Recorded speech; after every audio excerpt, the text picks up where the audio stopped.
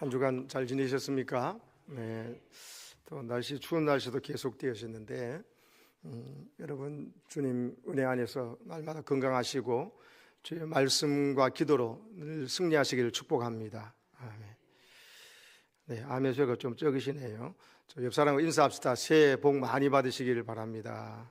새해 복 많이 받으시기.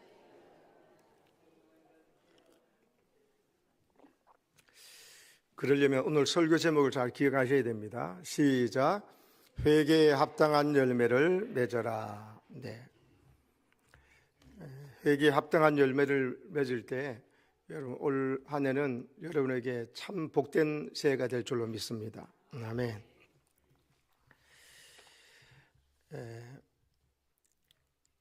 성 어거스틴의 참회로 위대한 이유는요, 성자로 추앙받는 이 성 어거스틴이 자기의 영아 때부터 기억나는 모든 죄를 고백했기 때문입니다. 내가 이 정도 됐고 존경과 칭찬을 받게 되니까는 거기에 감사한다는 그런 것이 아니고요, 자기가 생각나는 기억할 수 있는 모든 죄를 하나님의 은혜 받고 보니까 깨달아지니까 그 죄를 고백하는데 영아 때부터 기억나는, 최고로 기억나는 영아 때부터의 모든 죄를 고백했기 때문입니다. 특별히 참회록에 보면은 성 어거스틴이 16살 때 과일 배를 도둑질한 일에 대한 회개하는 내용이 기록되어 있습니다.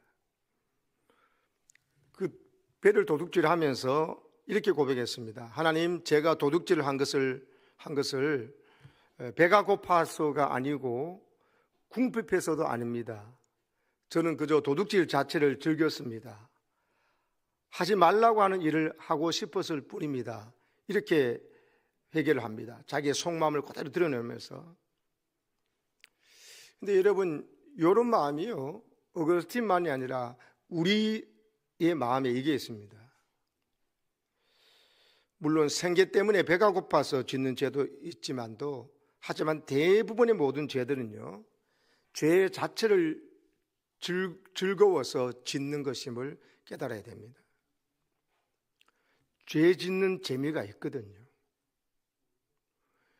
근데 진리 안에서, 하나님의 말씀 안에서 그 죄의 결과가 얼마나 무시무시한 것인지를 깨닫는 순간에는 죄 짓는 즐거움은 사라지고 오히려 그 죄의 결과에 무서운 그 어떤 죽음도, 지옥 형벌도 피할 수 없다는 깨달음이 있을 때 절대로 그걸 즐길 수가 없지요. 내일 일을, 죄의 결과를 모르니까 죄를 짓는 즐거움이 있지. 그래서 오히려 회개하고 죄 짓는 즐거움이 아니라 선을 행하고 하나님에게 기쁨이 되는, 하나님과 내가 하나 되는 그 즐거움이 죄 짓는 즐거움하고는 차원이 다른 그런 즐거움으로 나오도록 성령께서 도와주시지요. 하지만 수많은 죄는 죄 자체가 즐거워서 짓는 것임을 알아야 됩니다.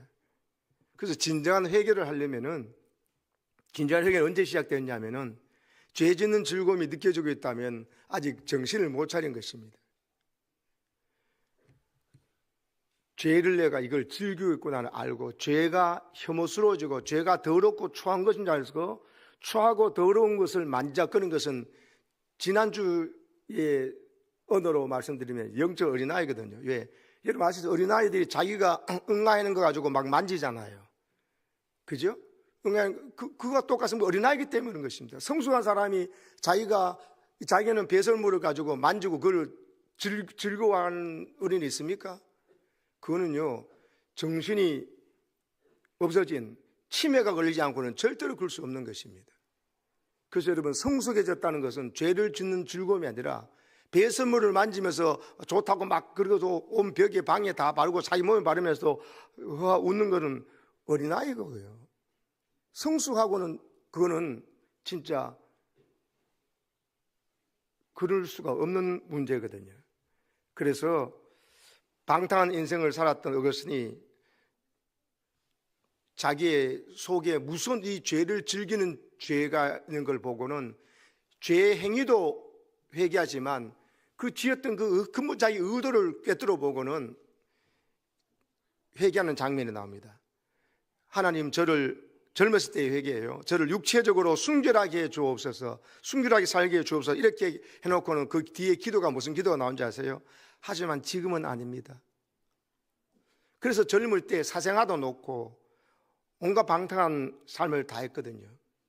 어머니 모니카의 끝없는 기도 때문에 결국 나중에 암브로시우스를 만나서 말씀드리면서 또 로마서를 읽다가 진짜 하나님 만나가지고 완전히 그 삶을 정리해버리거든요. 이젠 죄가 싫어진 거예요. 죄 짓는 즐거움이 아니라. 여러분, 죄가 무서운 것은 단순히 죄를 짓는 다음에 어떤 결과 문제보다도 죄 짓는 것을 즐거워하고 죄 짓는 재미가 있기 때문에 무서운 것입니다. 내일 시험인데 오늘 노는 거 얼마나 재밌습니까? 한 달 뒤에 시험인데 막 놀고 재밌죠. 그런데 그 재미에 빠지면 어떻게 됩니까? 자기가 꿈꾸고 하는 거는 정반대의 인생이 펼쳐지죠. 나눠주고 베풀어주고 하고 싶은데 나누고 베풀어줄 게 뭐 있나요? 만나 놀아버렸는데 그 소중한 시간을 내 즐거움 선데 다 써버리니까. 근데 그걸 참고 지금 즐거움 그거를 지금은 오히려 땀과 눈물 흘리면서 내가 할 일을 하고 그 즐거움 나중에 밀어놓으면은 나중에는 그 즐거움 누릴 수가 있는 것이죠. 근데 그 나중에 주는 즐거움 그거는 내가 정당한 방법으로 얻고 난다는 것은 아름다운 즐거움인데 그 순서를 뒤바꿔놓도록 마귀는 우리를 유혹질을 하는 것이죠. 그래서 죄를 혐오스러워하고 죄가 더러운 줄 모르고 더러운 배설물을 만작거리는 것을 즐긴다는 것은 내가 영적으로 엄청 어린아이고 단계에 있어서 마귀가 나를 유치하게 만드는 걸 알고 빨리 거기서 벗어나야 됩니다. 아멘이십니까? C.S. 루스의 천국과 지옥의 이혼이라는 책 홍성사 우리나라에 번역되어 있는데요. 천국과 지옥의 이혼, 재밌는 표현이죠. 천국과 지옥은 같이 못 사는 거죠. 근데 거기 보면 어깨에 도마뱀을 얹은 남자 이야기가 나옵니다. 어깨에 도마뱀이 앉아 있어요. 이 도마뱀은 하나님의 말씀을 지키지 않는 욕망을 상징하는 것입니다. 남자 어깨에 딱 걸터 앉아가지고 바로 옆에 있으니까 속삭입니다. 내가 너를 행복하게 해줄게. 얼마가 필요하냐? 네가 원하는 대로 내가 다 줄게. 이러거든요. 이 남자가 도마뱀이 그렇게 말할 때 너를 행복하게 해줄게. 네가 얼마 필요하던 만큼 내가 줄 테니까. 이렇게 할 때 그 말을 들으면 죄를 짓는 것이거든요. 그때 천사가 나타납니다. 남자에게 네 어깨에서 무서운 도마뱀이 붙어 있다고 하면서 천사가 이 남자에게 말합니다. 이 도마뱀 죽여줄까? 쫓아내 죽여줘 버릴까? 하니까는 이 남자의 대답이 뭐예요? 네, 그렇게 해주세요. 자꾸 유혹해서 저희가 넘어갈 것 같다 이러지 않고요. 아, 그럴 필요 없습니다.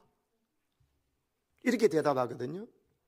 죄와 더불어 살아가고 있는 우리의 모습, 죄를 회개한다면서도 죄를 싫어하지 않고 죄를 미워하지 않고 즐기는 은근한 이 마음에 있는 우리의 모습을 빗대서 이렇게 이야기한 것입니다.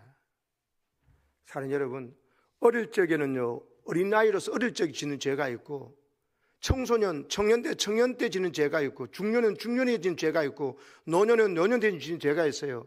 시간이 지나고 나이가 먹으면 죄 안 짓지? 아닙니다. 죄 더 지어요. 더 교묘하게 짓고 더 마귀는 우리의 그 나이에 걸맞게 더 짓도록 교묘하게 하면서 이제는 처음에는 죄의식을 있다가 늦게는 죄의식도 없게 죄를 즐기는 마음을 줘버린다는 게. 도마뱀 쫓아내 줄까 하시는데 안 쫓아내도 됩니다. 이렇게 할 정도로. 여러분, 회개는 입술로만 하는 것이 아닙니다. 회개는 뉘우치는 것이 아니고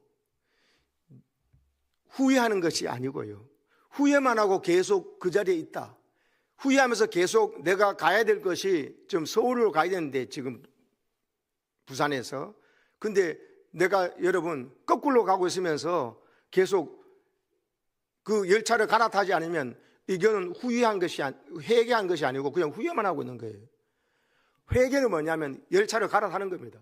이거 내가 서울로 가려고 하는데 이거 서울 가는 게 아니네 하고는 내려서 열차를 갈아타야 돼요. 근데 우리는요, 서울 가야 되는데 서울 가고 싶은데 그러면서 왜 이랬을까 후회하면서 그 열차를 안 갈아타고 계속 그 차를 타고 가는 거예요. 그 생활을 계속 하는 거예요. 이게 뭡니까? 후회예요. 어느 주일학교 선생님이 애한테 질문을 받았습니다. 선생님, 후회하는 것하고 뉘우치는 것, 우리는 뉘우치는 걸 회개하는데 회개의 단계에 뉘우치는 것이 있지만 뉘우치기만 하고 후회만 하고 회개를 안 하는 것은 차이가 있습니다. 회개가 아닙니다. 후회하고 뉘우치는 걸 끝나는 것은. 그래서 선생님, 뉘우치는 것, 후회하는 것하고 회개하는 것 어떻게 달라요? 그러니까 이 선생님이 아주 잘 대답했습니다. 그 참 구별하기 어렵지. 근데 뉘우치는 거하고 회개하는 거는 분명히 다른 거란다. 가룟 유다는 뉘우쳤을 뿐이고 베드로는 회개했단다. 여러분, 가룟 유다는 예수님 팔아먹고 나서 뼈 아프게 뉘우쳤습니다. 얼마나 후회하게 됐으면 내가 선생님을 내가 팔았구나는 깨달아가지고 막 울다가 스스로 목매다가 죽일 만큼 자기가 자기 자신을 미웠던 거죠. 어떻게 보면 이보다 더 강한 뭡니까? 자아의 양심을 가진 사람이 어디 있습니까? 이보다 더 강한 뉘우침이 있겠습니까? 그러나 이 성경은 이걸 회개라 그러지 않습니다. 이거는요, 회개가 아니고 뉘우치고 후회하다 끝나는 거예요. 예수님이 너희가 다 나를 버릴 것이다. 그러나 나는 너희들을 끝까지 사랑한다는 그 말을 믿고 그리고는 주님 앞에 나가서 엎드려서 내가 이런 모습 다 아시고 주님께서 십자가 지고 너희가 나를 다 버린다고 배신한다고 말했고 내게 회개를 그렇게 전도도 내가 이랬군요 하고는 다시 주님 앞에 나가야 회개입니다. 베드로가 그랬죠. 3번 부인 수제자가 되어가지고 참 부끄러운 죄를 저질렀습니다. 그런데 예수님께서 십자가 지시고 3일 만에 약속도 부활하시고 그들을 만나주셔서 다시 부를 때 베드로는 뉘우치는 것만 아니고 다시 예수님의 제자가 되어서 평생을 바치기로 했죠. 이게 회개입니다. 예수님이 자기를 받아들이는 용서를 자기도 받아들이는 거예요. 근데 가룟 유다는요, 내가 나를 용서하지 못하면서 자기가 뭔데 하나님께서 내가 널 용서했다 그러면 자기를 받아들여야 되거든요. 옛날에 그 못난 모습, 내가 왜 그런 말을 했을까? 왜 그런 행동을 했을까? 그게 원래 내 모습이에요. 가룟 유다는 자기는 그런 존재가 아니라 생각하니까 죽음으로써 해결하려고 그러는데 그게 마귀가 주는 소리라니까요. 우리는 원래 하나님의 도움과 하나님의 용서 없으면 원래 그런 존재예요. 내가 뭐 그 대단한 존재라고요. 타락한 우리는 다 똑같아요. 어거스틴이 젊을 때 회개처럼 하나님 저를 성결하게 해주세요 하면 그러나 지금 말고요. 지금 이 젊은 가운데 죄 짓는 걸 즐기겠다는 것이죠. 도마뱀 없애줄까? 천사가 말하는데 그건 없애지는 마세요. 드세요. 왜? 내 아를 행복하게 주겠다는데 그걸 즐기고 싶은 마음이 있는 거거든요. 여러분, 그런 나를 용서하시고 그런 죄값을 예수님께서 대신 치르시고 그런 나를 다 아시고 내가 하나님과 원수 되었고 하나님 앞에 죄인 되었을 때 나를 위해 죽으신 하나님의 사랑을 받아들이는 것. 그래서 내 의를 내세울 것이고 나 이런 자존심 있는 사람이 아니에요. 알량한 자존심 내주지 마세요. 내가 이런 사람인데 잘못한 거예요. 나는 내 인생의 밑바닥에 내 모습을 봐야 돼요. 그걸 보고는 나는 소망이 없구나 절망할 때 그런 나를 받아주는 하나님의 사랑을 내가 받아들여가지고 이런 나를 받아주시는 이런 하나님 앞에 원수되고 죄인된 나를 하나님 앞에 연약한 나를 받아주신 하나님 순종한 내가 아니에요. 하나님 앞에 불순종한 나를 받아주신 열매를 맺는 단계가 되는 것입니다. 스스로 뉘우치고 회개한다고 하지만 그 회개에 합당한 열매를 맺는 사람은 드뭅니다. 왜 회개에 합당한 열매가 없을까요? 오늘 보면요, 세례 요한이 바리새인과 사두개인들이 여러분 세례 요한이 세례 베푸는 곳으로 오는 것을 보고 7절을 보면은 세례 요한이 뭐라고 말합니까? 이 독사의 자식들아, 누가 너희를 가르쳐 임박한 진노를 피하라 하였냐, 이런 말을 합니다. 여러분, 독사의 자식들이라는 말은 뭔 소리입니까? 독사는 뱀에서 독이 있는 거잖아요. 물리면 죽는 거죠. 이 에덴 동산에서 사탄이 이 뱀의 모양으로 나타나서 유혹해서 우리를 망가뜨리는 것 아닙니까? 그러면 여러분, 이 독사의 그 후예들, 자식들이라는 이야기는 너희들은 지옥 갈 백성이라는 말을 해요. 독사의 자식들아. 근데 왜 세례 요한에게 세례 베푸는데 오는 바리새인과 사두개인을 보고 이렇게 말했다거든요. 세례 요한은 바리새인들이, 사두개인들이 여기에 자기에게 나오는 모습을 영적인 통찰력을 가지고 꿰뚫어 보고 말하는 거예요. 회개하러 오는 사람한테 이 독사의 자식들아 그러지 않지요. 여러분, 바리새인들은 지금 자기 죄를 인정해 가지고 세례 요한한테 회개의 세례를 받으러 오는 것이 아닙니다. 진짜 세례 요한이 회개하라고 죄를 인정해야 되잖아요. 그리고 죄에 돌아서는 것이 회개지 않습니까? 바리새인들은 한 번도 자기 죄를 인정한 적이 없어요. 예수님이 지금 공생에 시작하는 단계잖아요. 예수님이 말씀하실 때마다 죄인들은 다 오라 그러고 할 때 바리새인들만큼은 자기는 죄인이 아니라고 했어요. 예수님이 자기 죄를 지적하니까 예수님을 매일 태클 걸고 나중에는 죽여버려야 되겠다고 생각하고 거짓 증인을 세워서 빌라도 앞에 강도 바라바를 놔주고 예수를 십자가에 못 박아 죽이라고 선동질한 주동자가 이 바리새인들 아닙니까? 한 번도 바리새인은 자기의 죄를 인정한 적이 없어요. 자기 의에 빠져가지고 저 세리와 창기들과 내가 같지 않음을 감사하다 그러면서 상대적으로 자기 의에 빠져가지고 하나님 앞에서 자기 죄를 못 보는 사람들이었어요. 그래서 의원은 병든 자에 했을 때 있다면서 나는 병든 자를 고치러 온 의원이라 말씀하셨는데 자기는 건강하다 그러니까, 자기는 죄인이 아니다 그러니까, 의인이라 그러니까 예수님이 필요 없었고 예수님의 말씀이 능력 있고 그 말씀의 능력의 권세가 하나님부터 온 메시아임을 증거하는 것들이 죽은 자를 살리고 나병 환자를 살리고 남에서 소경자를 살리고 38년 된 병자를 고친 일이 있어도 백성들은 예수 믿는데 예수 믿는 사람을 출교시키고 예수님께 시비를 걸었던 자들이 바리새인들이지 않습니까? 그러니까 여러분, 자기 죄를 인정하지 않으니까 회개하러 나온 게 아니에요. 바리새인들은. 그러면 여러분, 오늘도 우리가 그럴 수 있습니다. 내가 회개를 하려면요, 내 죄를 인정하고 내가 죄인입니다 그래야 돼요. 근데 봐요, 우리는 교회 와서 설교 들을 때 아이고 잘하십니다, 얼마나 힘드십니까, 하나님 무조건 여러분 편이고 여러분 도와주실 거예요, 이제 세상 가서 또 위로받으세요, 이런 설교를 좋아하지 내 죄를 지적하고 내 죄가 깨달아져 가지고 나를 그거 불편하게 만든다고 하면서 죄 지적하는 설교나 죄가 드러나는 설교를 싫어합니다. 이게 바리새인들의 기질이 있는 거예요. 그러면 말고요, 지금은 계속 죄를 좀 짓다가요 나중에 좀 회개할게요 이래버리거든요. 그래서 우리로 하여금 예수님께서 초청하신 십자가 이후에 부활 승리하신 후에 성령께 주셔서 우리를 모든 말씀에 순종하면서 예수님께서 꿈꾸시는 엄청난 주님과 함께하는 신비한 삶의 영광스러운 삶, 선을 행하며 성령 충만해서 사는 삶을 계속 연기시키는, 그래서 하나님 나라의 천국을 알며 버리는 삶으로, 속아버리는 삶으로, 속아사는 삶으로, 속아사는 삶으로, 속아사는 삶으로 사기당하는 삶, 보이스피싱 당한 경제인 하지만 영적 보이스피싱 당하는 시대에 피해자가 돼버린다. 이 피해를 알고는요, 여러분 회개에 합당한 열매를 맺어서 우리는 주님과 동행하는 신비한 기쁨으로 속히 나아가서 죄악 가운데 죄악을 즐기는 자들의 성령으로 충만한 삶을 살아야 될 줄로 믿습니다. 뉴스에 갑자기 저 목사님이, 난 존경하는 목사님인데 목사님이 저런 행동을 했다고, 저런 권사님, 저런 집사님이 저분이 저런 행동을 해가지고 뉴스에 났어? 여러분, 갑자기 재수 없어가지고 갑자기 들통난 게 아니에요. 여러분과 저하고 똑같이 잘못인 줄 알아, 잘못인 줄 알아. 그런데 그거를요 어거스틴처럼 지금 말고요, 더마뱀 그냥 두세요, 그러고 지금 그건 말고 좀 나중에요, 이런 마음이 있다가 회개할 기회를 줬는데 그만 놓쳐버렸다가 갑자기 그 기회를 놓쳤다가 들통나버린 거예요. 우리의 회개는요, 윤리도덕적으로 모든 사람에게 들통난 죄를 회개하는 회개가 정도가 아니에요. 그것은 남에게 부끄러워서라도 회개하는 거잖아요.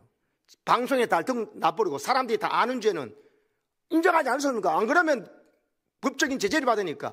성경에 말하는 회개는 그런 죄가 아니고, 내가 다른 사람이 아무도 알지 못하고 내 배우자도 자식도 알지 못하는 하나님만이 내가 아시고 내가 아는 그런 죄도, 심지어 내가 알지도 못하고 지은 죄까지도 성령의 조명 가운데 말씀의 은혜 가운데 깨달아가지고, 여러분 사람들은 전혀 알지 못하는 은밀한 죄까지도 회개하는 이 회개가 진짜 회개입니다. 이때 진짜 자유할 수 있고 성령이 충만을 받을 수 있음을 믿으시기 바랍니다. 여러분, 죄를 죄라고 생각하지 않고 다만 죄로 인한 불행이나 불이익을 피하기만 바라기 때문에 회개하려고 그러면 그 사람 회개 못합니다. 독사의 자식들아 임박한 진노를 피하라느냐, 그 이야기는 그런 것입니다. 사두개인들도 당시에 현실주의자가 돼가지고 현실의 모든 혜택을 다 누리고 있었거든요. 그런데 그 사람들은 천사도 안 믿었고 부활도 안 믿었어요. 그 사람들이 와서 세례요한의 설교도 회개합니까? 지금 사람들이 워낙 많이 오고 그러니까 세례요한이 무슨 설교하나 와보고 또 감찰하면서 고발하려고 왔을 거예요. 그걸 깨뜨려보고 이 독사의 자식들아, 너희들은 지옥 형벌이 예비되어 있다. 너희가 그게 회개에 합당한 열매를 맺지 아니하면 너희는 절대로 천국 못 간다고. 너희들이 서기관과 바리새인들이 사내들된 공의의 공의원들이죠. 종교적으로 지도받는 율법학자고 서기관들이죠.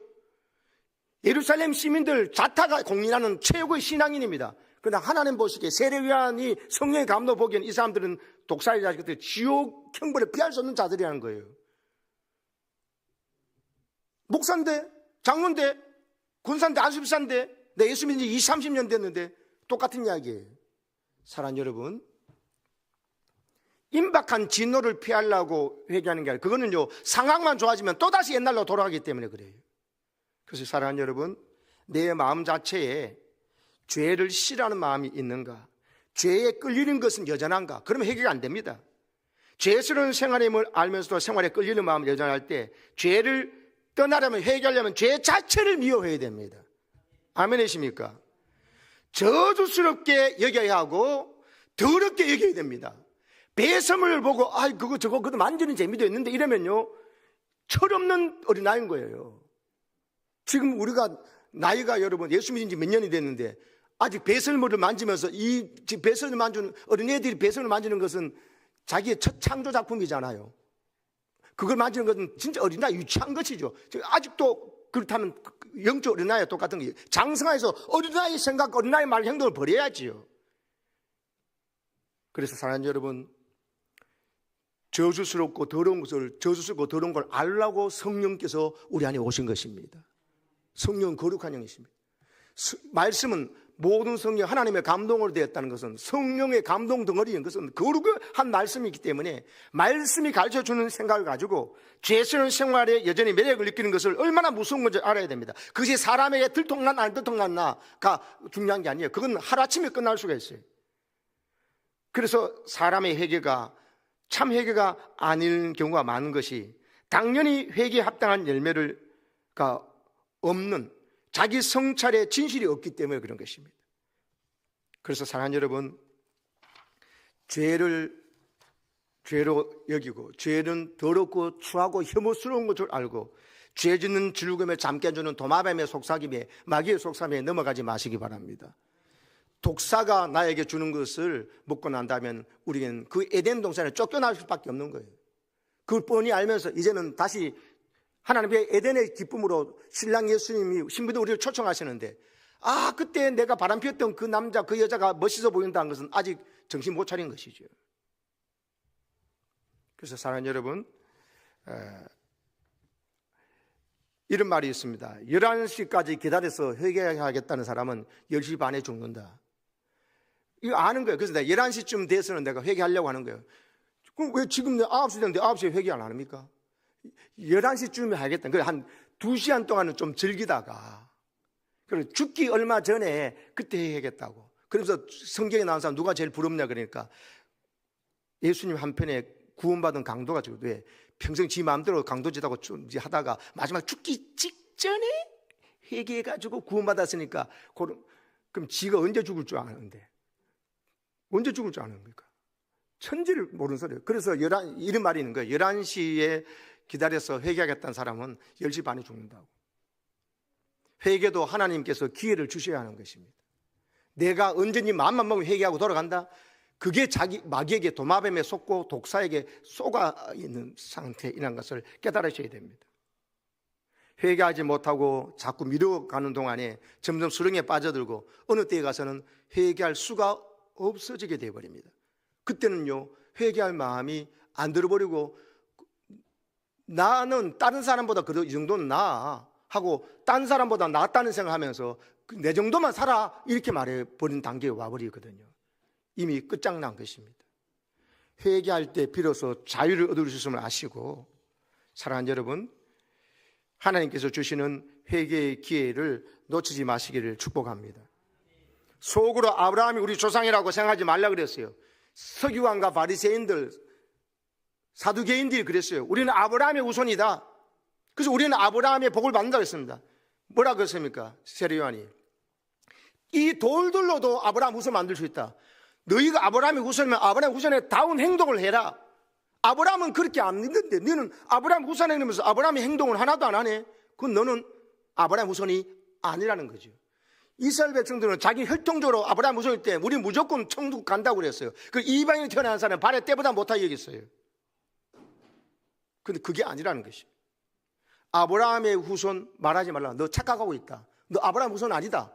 아브라함은 그렇게 행동 안 했는데 네가 어떻게 아브라함 후손이면서 그렇게 행동하면서 아브라함 후손이 아니냐. 이 돌멩이도 하나님께서 아브라함 후손 지금 만들 수 있다. 착각하지 마라 한 거예요. 그래서 여러분, 제가 목사라고 해서 무조건 천국 가는 게 아니라는 것입니다. 회개에 합당한 열매를 저도 맺지 아니하면 못 가는 것입니다. 우리 중직자라고 내가 예수 믿은 지 10년, 20년 됐다고? 세례받았다고? 아닙니다. 세례받으면 세례받는 게 합당한 열매를 맺어야 됩니다. 그래서 사랑하는 여러분, 하나님께서 내게 회개할 기회를 주실 때 여러분 회개해가지고 여러분 인생이 대박 나시기를 축복합니다. 이분이 아버님은 장로님이시고요, 교회를 건축하신 분이셨어요. 일가 친척이 다 예수 믿었습니다. 어려서부터 교회 열심히 다니고 나름대로 착하고 성실하게 살았습니다. 근데 자기 말썽 꾸리기 동생이 있거든요. 자기 동생이 고등학교 2학년 때 애가 변하다는 거예요. 늘 뭐 사고치고 말썽 꾸리기 했는데 이 동생이 언제부턴가 이 동생의 기쁨이 넘치고 틈만 나면 성경 보고 틈만 나면 기도하는 거예요. 이 얘가 왜 이러나 그랬다 싶다는 거예요. 그러면서 막 얘가 막 너무나 신이 나서 완전히 전과 다른 삶을 사는 거예요. 그래가지고 이 동생이 자기한테, 형한테 어느 날 물어보더래요. 형 안에도 이런 기쁨이 있어? 구원의 감격이 있어? 이러니까는 동생 앞이라 가지고 형이 없다고는 말 못해요. 물론 있지. 이렇게 허세를 부렸다는 거죠. 솔직히 마음으로는 아니야, 내겐 그런 거 없어 라고 말할 수밖에 없었다는 거예요. 그때부터요, 이 형이요, 동생의 그 모습을 보면서 난 저 동생이 영원히 저럴 줄 알고 지금 완전 개망난이라 생각했는데 너무나 기쁘게 생활하면서 완전히 변화된, 틈만 나면 성경 기도하고 변화된 생활을 기쁘게 사는 거예요. 그래서 형이 도전 받아가지고 성경 읽기 시작했답니다. 성경 읽는데 힘만 들고 아무리도 잘 모르겠더라는 거죠. 어떻게 동생처럼 변화됐는지 알 수가 없었습니다. 그러니까 형이요, 부끄럽지만 인정하고 싶지 않지만 동생이 불러가 솔직히 고백했습니다. 야, 어떻게 하면 너처럼 될 수 있냐? 이건 진짜 자기 자존심을 내려놓는 고백이었어요. 어떻게 하면 너처럼 그렇게 기쁘고 즐겁게 신앙생활 할 수 있냐고 하는데 동생이 말합니다. 형, 내가 말해줄게 하면서 동생이 자기한테 말하는데요, 다 아는 것들이었어요. 처음 듣는 이야기 없었다니까요. 다 아는 이야기예요. 여러분 지금 내가 지금 말해요, 다 아는 이야기를 동생이 하더라는 거예요. 형이 자기도 아는 이야기를 하더라는 거예요. 형이 더 고민이 된 겁니다. 이건 뭐지? 나도 같은 예수 믿고 같은 복음을 듣고 아는데 동생은 삶이 변하고 내 삶을 왜 변하지 않고 내 기쁨도 없고 구원의 감격도 없고 왜 이러냐고. 어떻게 해야 됩니까? 내 그 간증 들어보고 김하중 장로님 간증도 들어보고 박순애 전사 이야기 들어보고 또 누구 간증도 들어보고 어느 집사님 간증도 들어보고 내가 다 아는 거네. 그러면 큰일 나십니다. 내가 아는 복이면 다 아는 건데 왜 그 사람은 이렇게 기쁘고 변화된 생활이 있고 나는 왜 그냥 있는가, 그게 없는가에 대해 이때 움직임이 중요합니다. 그때 이 형이요, 금식을 하면서 나도 동생처럼 성경 읽고 기도하면서 저의 기쁨이 있고 하나님 주신 기쁨과 여러분 저걸 맛보고 싶어서 새벽 기도를 하기 시작했습니다. 새벽 기도는 내가 갑자기 나나 우리 가족이 무슨 불치병에 걸렸습니다, 큰 사고 났습니다 해가지고만 나가는 게 아니고요, 자기에게 진정한 이 구원의 기쁨과 감격과 신나게 진짜 주님이 좋아서 선을 행하는 거죠. 사람 안 보면 내가 마음대로 하는 게 아니고 그 생활을 원하다 보니까는 새벽 기도를 나가니까요, 차츰 성령님께서 감동을 주고 자기를 깨닫게 해주시더라는 겁니다. 뭐가 깨달아지냐? 내가 얼마나 큰 죄인인가를 깨닫게 해주시고, 이렇게 큰 죄인을 주님께서 나를 얼마나 사랑하셨으면 예수님이 자기 생명을 내어주셨나, 그러면서 그 사랑을 받는다는 생각되니까는 죄를 짓는 것을 정말 혐오스라고 느끼고 그 죄를 싸워서 이길 만한 믿음을 성령께서 주시더라는 것이죠. 그리고 요한복음 19장 30절 다 이루었다는 말씀이 눈에 들어옵니다. 다 이루었다. 그 뭐 처음 보겠어요?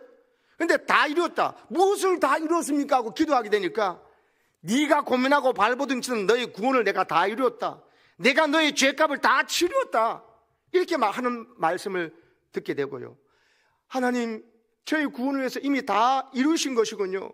그동안 왜 이것을 믿지 못하였을까요? 하면서 감격하고 감사의 눈물이 쏟아지더랍니다. 그 다음부터 기도의 내용이 달라졌어요. 저는 옛날에는 저 구원해 주세요, 구원해 주세요 그랬거든요. 왜? 구원받고 난 다음에 또 죄짓고 그럴 때는 또 혹시 버림받고 또 이러면 어떡하나 싶어 걱정됐는데, 주님께서 나를 위해 구원을 향해 다 치루셨다고 생각하니까 이제는 구원해 주세요가 아니고요, 감사합니다, 이런 기도가 나오더란 거죠. 그리고 자신이 이미 못 박힌 것을 알았습니다. 이미 죽었는데 나는 왜 여전히 살아있나 고민하고 기도할 때도 갈라디아서 5장 24절이 눈에 들어오더랍니다. 그리스도 예수의 사람들은 육체와 함께 그 정욕과 탐심을 십자가에 못 박았느니라. 이미 못 박았지만 계속 못 박아야 함을 알았습니다. 성경 그래가지고요, 이분이 이 은혜를 너무 알고 내가 영생이 확실히 주어진 걸 깨달으니까요, 이분이요 그렇게 위험하다는 지역인 이슬람 선교권에 가가지고 지금 선교사로 헌신하는 형님이 되었습니다. 복음을 듣고 영생이 분명한 걸 깨닫게 되니까 이제는 내가 구원받은 그 생명이 것을 풍부한 생명으로 사는 단계로 나아간 것이에요. 그래서 예수님을 나의 구원자만 아니라 예수님이 나의 왕이요 나의 주인이라는 사실을 깨닫고 그분의 다스림을 사모하니까 하나님 나라가 이루어져 버리니까는 그 위험하다는 이슬람 선교권에 가서도 지금 담대히 복음을 증거하고 있는 그런 크리스천이 되어 있습니다. 할렐루야. 여러분, 회개의 마중물이 필요합니다. 나는 다 알고 깨닫고 있는데 왜 그러냐? 그러면 거기서 가만히 있으면 아무 일도 안 돼요. 하나님을 진짜 나도 만나기 원합니다. 저번에 내 동생이 그랬으면 내가 못할 게 뭐 있겠냐 생각하면서, 나도 형인데 그러면 나는 그 아는 걸 머리로만 알고 있나? 삶을 알기 위해서 주님 은혜를 만나고 싶어서 몸부림치면서 새벽 기도를 나가든지, 여러분 성경을 다시 전체 읽든지, 속으로 성경부에 가서 하든지, 1:1 만나고 양육을 통해서 점검을 받으면서 하든지 간에 몸부림을 쳐야 될 그 순간에 성령께서 찾아오십니다.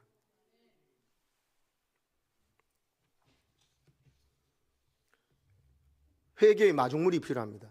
마중물 내가 갖고 있는 요거 부어야 돼요, 그 시간. 그런데 그냥 왔다 갔다 왔다 예배만 드리고 말씀에 도전돼도 아무것도 움직이지 않으면 회개하기 어렵습니다. 그냥 도마뱀 옆에 두고 천사가 없애줄까 했는데도 그냥 두세요. 거룩하게 살기 원합니다. 그건 지금은 말고요, 11시에 회개하려고 그러고 지금 9시인데 9시나 되었는데 그럼 뭡니까? 10시 반에 그 목사님께서 자기 교회에 있었던 한 이야기를 해 주셨습니다. 뭐냐면은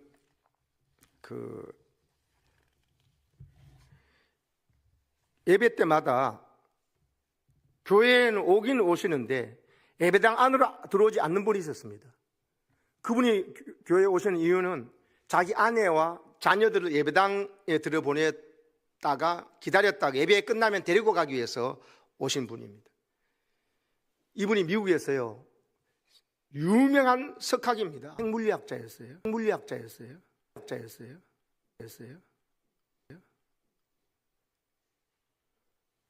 그런데 이분이 교회에 오시는데 아내는 교회 다니고 자녀 다닐 때 운전해가 있고 마치면 데리고 가려고 있고 자기는 예배당에는 안 들어온 거예요. 주차장에만 있지. 그러니까 세계적인 물리학자고 핵물리학자고 똑똑하지만 영적으로는 닫혀 있는 분이죠. 그러다가요, 어느 날부터인가 이분이 예배당 안으로 들어오기 시작했습니다. 얼마나 자기 아내와 자녀들이 남편과 아내, 아빠의 구원을 위해서 기도했겠습니까? 그래 거저다니만 어느 순간 됐을 때 남편이 예배당 안에 들어와서 같이 예배를 드리더라는 것입니다. 그리고 예배당 와가지고 이분이 이성적으로 똑똑하신 분이니까 설교만 들으면서 믿음이 생기는 게 보이더랍니다. 믿음이 조금 자라기 시작했습니다. 그래가지고 이분이 세례도 받더랍니다. 그래서 얼마나 감격스러운 일입니까? 얼마 되지 않아가지고 그만 큰일이 생겼어요. 암 선고를 받게 된 겁니다. 이제 막 예수를 믿기 시작했는데 암에 걸렸으니 실망하고 다시 옛 생활로 돌아갈까 염려가 되었습니다. 그래서 많은 교우들도 이분이 얼마나 세상에서 훌륭한 석가기인 줄 알기 때문에 이분이 믿음을 잃어버리지 않도록 기도하고 자기 아내나 또 자녀들도 마찬가지죠. 기도하기 시작했습니다. 교회가 1년여 투병 끝에요 이분이 세상을 떠났습니다. 근데요 이분이 세상 떠나기 전에 한 말이 목사님 말에 오랫동안 남아있다면서 하신 말씀이었어요. 그 세계적인 석학 생물리학자가 예수 믿고 얼마 있지 않아서 돌아가시면서 한 말입니다. 나는 수지 맞은 인생입니다. 내가 이 땅에 태어나서 인류를 위해 큰일을 할 수 있었으니 참 감사하고 사랑스러운 아내를 만나서니 참 감사하고 귀한 자녀를 얻고 그들의 미래를 축복할 수 있었으니 참 감사합니다. 그리고 무엇보다 죽음 뒤에 갈 곳을 알게 되었으니 저는 정말로 복받은 사람입니다. 이제 그분은 진짜 천국에서 평안히 안식하고 있을 줄로 믿습니다. 세계적인 석학 핵물리학자로서 사는 것으로 끝난 것이 아니고 자기 아내와 자녀의 눈물의 기도가 응답되어서 여러분 하나님은 때가 돼서 그에게 회개할 기회를 주셔서 그가 여러분 한 1년 동안 믿으면서 구원받는 하나님의 자녀가 돼서 자기가 죽음 위에 갈 걸 알게 됐으니까 내가 예수 믿는데 왜 이럽니까? 하지 않고 이게 제대로 신앙이 들어간 거예요. 그동안 좋은 믿음의 아내 만나고 귀한 자녀들 위해서 감사한데 이제 죽음 뒤에 갈 곳을 알고 예수를 영접하고 가게 되어서 하나님에게 주신 복이 너무 크다는 것을 알고 갔으니까 이 사람은 진짜 회개할 기회를 얻은 줄로 믿습니다. 자기는 복받은 사람을 하잖아요. 사랑하는 여러분, 예수 믿고 천국 가게 된 것이 가장 큰 복인 줄로 믿습니다.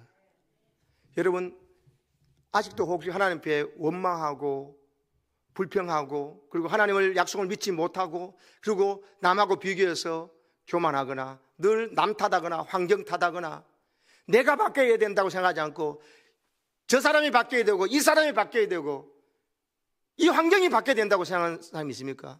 아직도 원불교에서 못 벗어나는 거예요. 원망은 남 탓과 남의 문제라고 하는 거거든요. 내 탓이오가 아니거든요. 회개는 내 탓이오라는 것이거든요. 하나님을 불신해가지고 하나님 불신하면 결국 내가 세우는 기준대로 사는 것이거든요. 겸손하게 엎드리지 않으면 교만할 수밖에 없습니다. 그래서 사랑하는 여러분, 내게 하나님께서 주시는 기회를 선용해가지고 열심히 성경 보고 기도하고 여러분 또 순종하고 회개할 기회를 붙잡아가지고 죄가 얼마나 더럽고 혐오스러운 것인지 그리고 부끄러운 건지를 알아서 죄 짓는 즐거움을 속삭이는 여러분 독사를 말씀의 칼로 그냥 내리치시기를 축복합니다. 이 말씀 드리고 마칠게요. 우리 노예 안에 이웃교회에서 이 집사님이 계시는데 2024년이니까 재작년이네요. 부터 은혜를 받기 시작한데 식당에서 요리하시는 직업을 갖고 계신 분이에요. 경제적으로 능력지 않습니다. 근데 이분이 교회에서 하는 제자훈련 받습니다. 그러면서 제자훈련 받으면서 매일 성경 읽지요. 그리고 기도하는 걸 점검 받잖아요. 설교하는 것도 메모하고 하는 거 훈련 받으니까는 틈만 나면 성경 읽고 틈만 나면 기도하는 거예요. 근데 이분이요 주석책까지 사가지고 성경을 읽으니까 꿀성물처럼 닿는 것을 느끼면서 시간만 나면 성경 읽고 시간 나면 기도하는 거예요. 그러니까 하나님께 이 사람의 영적인 안목을 열어주실 것 아닙니까? 그러면서 이분이 하나님께서 한 깨닫는 사건이 생깁니다. 꿈을 꾼 겁니다. 자다가 1년 전에 돌아가신 아버지 꿈을 꾼 겁니다. 아버지 1년 전에 돌아가시고 작년 끝났거든요. 아버지 예수 안 믿다 돌아가셨거든요. 그때는 어떻게 됐냐? 예수 안 믿고 돌아가셨네. 아이씨, 아버지 예수 좀 믿고 돌아가시지. 어쩔 수 없지 뭐. 일하고 장례 다 끝나고 지금 편하게 살고 있는 거예요. 1년 뒤에 지금 이 사건이 난 겁니다. 그동안 제자훈련 받고 은혜 받다가 아버지 꿈꿨는데 아버지가 지옥불에서 뜨거워서 고통스러워하는 생산 모습을 꿈을 꾼 겁니다. 깨니까 잠이 안 오는 거죠. 잠은 무슨 잠이요? 괴로워서 견딜 수 없는 거예요. 1년에 장례식 아버지 맞을 때 진정 아버지, 좀 예수 믿으시지. 왜 하는 거. 이 정도로 끝냈는데, 지금 아버지가 지옥불에 가 계신다는 생각을 하고 꿈에 그걸 하나님께서 보여주시니까는 괴로워서 마음이 너무 무너지는 겁니다. 예수 안 믿는 것이 그저 그런 정도인 줄 알았다가 영적 실상을 하는 게 보여주니까 너무 괴롭더라는 것입니다. 그리고 목사님도 와서 목사님, 저희 아버지 꿈 꿨는데 하나님 이걸 보여주는데 어떻게 하면 좋겠습니까? 하면서 말하는데 지금 어떻게 합니까? 그 말씀을 보여준 이유를 깨닫는 거죠. 그거 알고 예수 믿지 않으면 분명히 저런 걸 알면은 어떻게 해요? 아직 교회 제대로 안 다니고 있는 네 남편, 교회 이름 알려고 아직 안 다니는 네 아들 둘 제대로 교회 다니게 하고 신앙생활을 하도록 하는 깨달음이 오니까 이미 지나가는 것은 할 수 없잖아요. 그런데 지금 있는 이것을 하나님 깨달은 줄 알고 이 집사님이 완전히 바뀝니다. 남편이 집사 이름을 이 교회에 있어요. 근데 교회 안 나오고 있었거든. 남편이요, 바로 교회에 나와가지고 작년 말부터 다시 나오기 시작하고, 그리고 자기 아들도 교회에만 들락날락 있는데 그 아들마저도 자기하고 같이 새벽기도 지금 나오고 있습니다. 그리고 자기 지인을 전도하고, 전도 안 하고는 못 사는 사람이 된 거예요. 식당 요리하고 계시기 때문에 지금 전셋집에 살고 계셔요. 근데 작년 봄부터요, 목사님, 선교사님 훌륭한 사역 하시는 분을 연결 좀 시켜주십시오. 제가 10만 원씩 후원하고 싶다고 하더라고요. 그 선교사님 연결해가지고 매월 개인이 10만 원씩 하는 거예요. 그분이 자가가 있는 것도 아니에요. 근데 은혜 받고 보니 자기가 번 돈과 시간 중에서 뭐가 가장 귀하냐는 깨달아지니까는 그런 식으로 이끄는 거예요. 어느 날 또 와가지고 그렇게 하고 있는데 목사님 교회에 어려운 분이 있으면 없습니까? 하고 전화가 왔다는 거죠. 선교사 돕고 있는데 그 마음에서 하나님께서 감동이 있어가지고 한다면서 하는 게 마침 그 교회 안에서 어느 청년이 외국 청년이 왔는데 장학금이 필요한 청년이 오니까 하나님께서 연결시켜줬더니만 기쁨으로 그 청년에게 장학금을 대줬다는 거예요.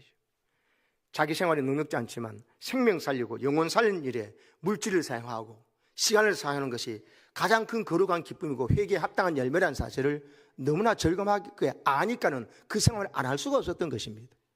아멘이십니까? 사는 여러분, 원래 이웃으로 사랑을 섬기는 것이, 여러분 가장 가까운 이웃은 여러분의 가족이에요. 여러분 배우자고 자식이고 부모이기도 해요. 일가 친척이기도 하고. 가장 사랑하는 것은요, 함께 예수님의 사랑을 깨닫고 죄 짓는 즐거움에 빠지는 그들을 건져내가지고 그 영혼을 살리고 전도하는 일인 줄로 믿습니다. 내 가족이면서도 아직 뒤로 미루고 내가 진짜 친한 친구이면서 교회에 데리고 나오지 못하는 것은 회개에 합당한 열매가 아닙니다. 나중에 야, 네가 나한테 그렇게 절친하면서 예수 알면 지옥 가면서 네 나한테 그렇게 많은 같이 여행 다니고 놀러 다니면서도 그 말을 왜 안 했냐 할 때 뭐라고 하시겠어요? 그건 가짜입니다. 회개에 합당한 열매와 내 물질을 주님 기뻐하는 곳에 쓰면서 그때 여러분이 주시는 자유와 기쁨이 어떤 것인지를, 아까 형 앞에 나타나는 동생처럼 형에게도 이런 기쁨과 감격이 있어? 그럴 때 그 나도 있으라고 할 수 있지. 그래 있지. 속은 없으면서 이런 걸 인정하고 다시 어떻게 하면 될 수 있냐고 물었잖아요. 자존심 내려놓고. 그러니까 그게 없는 걸 깨닫는 순간에 작정해서 하나님 앞에 기도하고 나가니까 동생 위대한 선교사로서 가정 선교사, 그런 기쁨과 감격으로 살아가는 우리 모두가 되셔서 하나님 여러분 때문에 이 땅에 우리 교회 예배 때마다 은혜 부어주시고, 그러기 위해서 내가 십자고, 그러기 위해서 내가 십자고, 그러기 위해서 내가 십자고, 그러기 위해서 내가 십자가에 죽고 부활했단다. 그래서 내가 네 안에 들어와 있단다고 고백하는 이런 멋진 주님 신랑 예수님과 동행하는 회개에 합당한 삶이 우리 온 교우들에게 있어지기를 축복합니다. 아멘.